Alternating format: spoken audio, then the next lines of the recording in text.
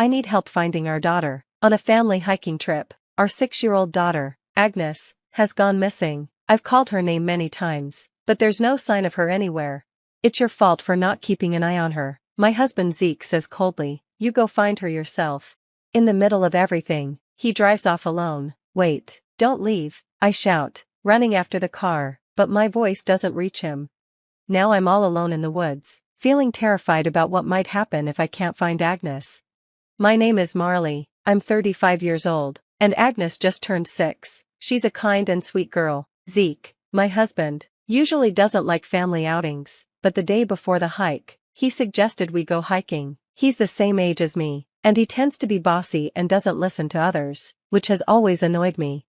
I wasn't too excited about the hike, because my asthma had been bad for the last 3 days, but Zeke insisted, saying the fresh air would help. He didn't even listen to my concerns. When did he start talking to me like that? He used to be so kind when we first got married. Is this what happens to a couple after 8 years of marriage? The day of the hike, we drove for about 2 hours to reach the mountain. When we arrived, Agnes was excited. Wow, look, Mom, I found acorns and pine cones. She showed me the things she had collected. See, I told you it would be fun. Let's enjoy nature, Zeke said. I was glad Agnes was having a good time, even though Zeke, who usually sleeps all day on his days off, seemed unusually excited today. It felt a little strange, but I was happy we could spend a nice day together as a family. After a while, we decided to go further into the forest to see a beautiful view, but after about 30 minutes of walking, I started to feel really tired. Can we slow down a bit? I asked. If you can't keep up, we'll leave you behind. Come on, hurry up, Zeke said, and they kept walking ahead. I was running out of energy, and my throat started to hurt as I started coughing. My asthma could be dangerous in this situation, I thought. Agnes is with Zeke, so she'll be okay. I should just go at my own pace. Another 30 minutes later, I caught up with Zeke, but Agnes was nowhere to be seen. Where's Agnes? I asked. She was with me, but she wanted to explore further and ran off, Zeke answered. You let her go alone? I asked in shock.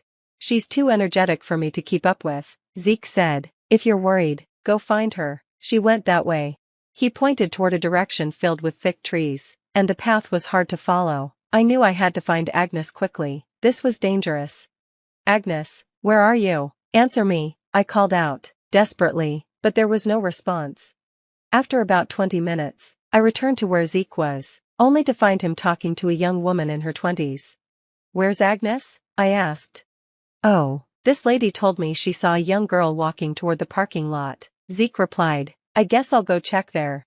No, you should keep looking in the woods, I said, but Zeke left with the woman, heading down to the parking lot. I went back to searching the direction Agnes had gone. It was eerily quiet, and I didn't feel like anyone else was around. Now that I thought about it, I hadn't seen many people since we arrived, except for that woman. What if I couldn't find Agnes? Agnes, please answer me, I cried, calling her name over and over, but it felt like the woods swallowed my voice. Zeke wasn't answering his phone, and I realized I had no cell service. Feeling lost, I headed back to the parking lot. When I got there, Zeke and the woman were still talking and smiling. I thought maybe they had found Agnes. Where's Agnes? I asked. Nope, she wasn't here, Zeke said casually. I couldn't hold back my frustration. Why are you so relaxed? Agnes is still missing. Zeke looked confused. What's wrong? Aren't you worried? Let's look again. Enough, I shouted. This is your fault for losing her. Go find her yourself. With that, Zeke got in his car and drove off. Wait, you can't be serious, I shouted after him, but it was too late. He was already gone. I tried to chase after the car, but it was too late. Zeke was already out of sight, and even when I called him, he didn't answer. He actually left us here. Soon, the young woman was also gone, and there wasn't a single car left. What should I do now? The sun was setting, and it would be dark soon. Thinking about how scared Agnes might be, I went back into the woods, but even after searching for over an hour, I found nothing. My breathing was getting worse, and the wheezing from my throat was stronger. It was getting harder to breathe, and I realized it was pointless searching alone. Finally, I remembered I should call the police, but I couldn't get any signal. After some desperate searching, I finally reached the police and found out Agnes had been safely found by a passerby. I quickly hailed a taxi to go get her. When Agnes saw me, She ran to me crying, "Mom, thank God you're okay. Are you hurt?" "No, Mom, I was scared," she said. I hugged her tightly, and maybe it was the relief, but I couldn't stop coughing. Agnes gently rubbed my back. "Mom, are you okay? Don't worry, we'll go to the hospital right away." I thanked the police officer, and we went to a nearby hospital for my asthma treatment. Luckily, it wasn't too serious, and I started feeling better after using my inhaler. But then, Agnes dropped a bombshell. "Mom, one of Dad's friends told me about a place full of beautiful flowers." I was with her, and the next thing I knew, I was alone. I was shocked. "Wait, you didn't go exploring in the woods?" "No, I wouldn't do that." Agnes pulled out her toy camera and showed me a picture she had taken. It was of the young woman Zeke had been with earlier, and they were snuggling up together, clearly more than just friends. Could he be cheating? The shock made me dizzy, and I crouched down right there. "Mom, are you okay?" Agnes asked, worried. Still coughing, I told her, "I'm fine," but seeing Agnes's concerned face, I knew I couldn't just ignore this. Zeke wouldn't get away with it. I decided to hide my whereabouts from him. I turned off my phone's location and planned to stay at my brother's nearby apartment. Zeke didn't know that my brother had recently moved in there. From the apartment, I could see our house, but Zeke's car wasn't there. The house was dark and quiet. Where could he be? I took out my phone and called Zeke. "What do you want?" he answered. "How could you leave us behind?" I asked. "Because you're annoying," Zeke replied coldly.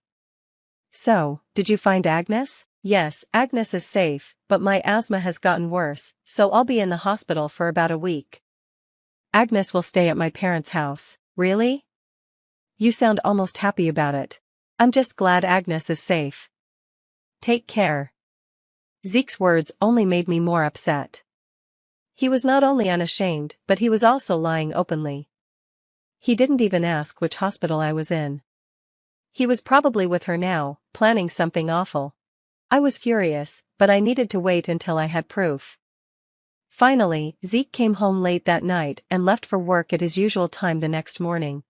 While he was away, I installed a small security camera in the house. I could watch the footage, including audio, directly on my phone. Now, I had Zeke under surveillance. That night, the woman I saw on the mountain entered our house. They sat down to dinner, drinking wine, and getting all touchy-feely. It made me feel sick. It was a good idea to take advantage of my wife's sickness and take her to the mountain. "This week, with her in the hospital, will be heaven," Zeke said. "You're so clever," the woman replied. It seemed like she was a subordinate at his workplace. They were even doing something suspicious there. I couldn't believe this was happening. I felt so betrayed, but I knew I had to catch them in the act. I quietly left my brother's house and headed home. I checked my phone to confirm they were still in the living room, then I started recording on my phone. I opened the door with a loud noise. Well, aren't we lively?" I said. "Why are you here?" "You're supposed to be in the hospital." They were caught off guard and couldn't even separate. "Help! Someone help!" they screamed. It was no longer a shock to me, I just felt pathetic. I called for an ambulance, and soon sirens wailed. Neighbors gathered outside as they heard the screams. Zeke and the woman, only covered by bed sheets, were loaded into the ambulance. As his wife, I followed them to the hospital. At the hospital, the doctor said they were fine and could leave. Zeke and his mistress were sitting on a bench, shivering, wrapped in only sheets since they had no clothes. It was so pathetic. "When did you get out of the hospital?" Zeke asked me. "I was never admitted in the first place," I replied. "I've been keeping tabs on you." "How?" he asked. "From my brother's new apartment," I said, revealing that I knew everything. "It has a clear view of our house, huh?" I sighed and handed them hospital pajamas I had borrowed from the nurse's station. I couldn't stand watching their disgrace any longer. They quickly put on the pajamas. "So, how long has this been going on?" I asked. "You've got it all wrong," Zeke said. "She just came to drop off some work documents." "Oh really?" I replied, showing Zeke the picture Agnes had taken. "This is you, leaving Agnes alone in the mountains to get cozy with her, wasn't it?" Zeke tried to act clueless. "She was gone when I realized it." But I replayed the conversation I'd heard between them in the living room. Both Zeke and the woman were clearly shaken. Still going to deny it? I said. About that. Zeke started, trying to explain. I can't believe you waited for me to be away to meet up with her. What's wrong with you? Look who's talking, I shot back. You're the one spying on me. Can you say that after leaving our sick child and me alone in the mountains? Seeing Zeke's lack of remorse, I felt my feelings for him slowly fade. I'll never forgive you for putting Agnes in danger. Divorce? Zeke asked. Why? How can you even ask that? I said, glaring at the woman next to me. If you're so well matched with her, then just go be with her. The woman tried to link arms with Zeke, but he shook her off and grabbed my hand. I was just messing around with her. I never intended to ruin our family. Honestly, it was painful and awful, so I'm breaking up with her. The woman's face twisted with anger, and she slapped Zeke. Are you kidding me? What are you saying? Enough. I said, feeling disgusted by their actions. You both are to blame, her for knowing you were married, and you for doing this. A nurse came over and scolded them, saying, this is a hospital, keep it down. They both quieted down, but I could see they still needed to do some serious self-reflection. You better prepare yourself, I said. I'm reporting you to the police for abandoning me and our young daughter in the mountains when I was sick. What is that? A crime? Zeke asked, sounding surprised. Of course it is, I replied. Yikes. Please, just forget the police, they both suddenly said, apologizing but without sincerity. I'm sorry, they said, but I could tell they didn't mean it. I bet that's not all, I said. I want the house sold, the property divided, and $30,000 for infidelity compensation. Don't forget child support for Agnes. Please forgive me, I'm sorry, Zeke said, but I wasn't having it. And you, I turned to the woman, who laid hands on Zeke, owe me $30,000 in damages as well. We can't afford that, she said. Not my problem, I replied coldly. You'll have to take out loans. Oh God, if you've learned anything, stay away from men with families, I told the woman. Please rethink this. Zeke suddenly dropped to his knees, apologizing, and the woman quickly followed suit. What is there to rethink now? I asked, looking down at both of them with disgust. No way. I'll be informing your company about this as well. Goodbye, I said, walking away from Zeke and his mistress, who were still yelling.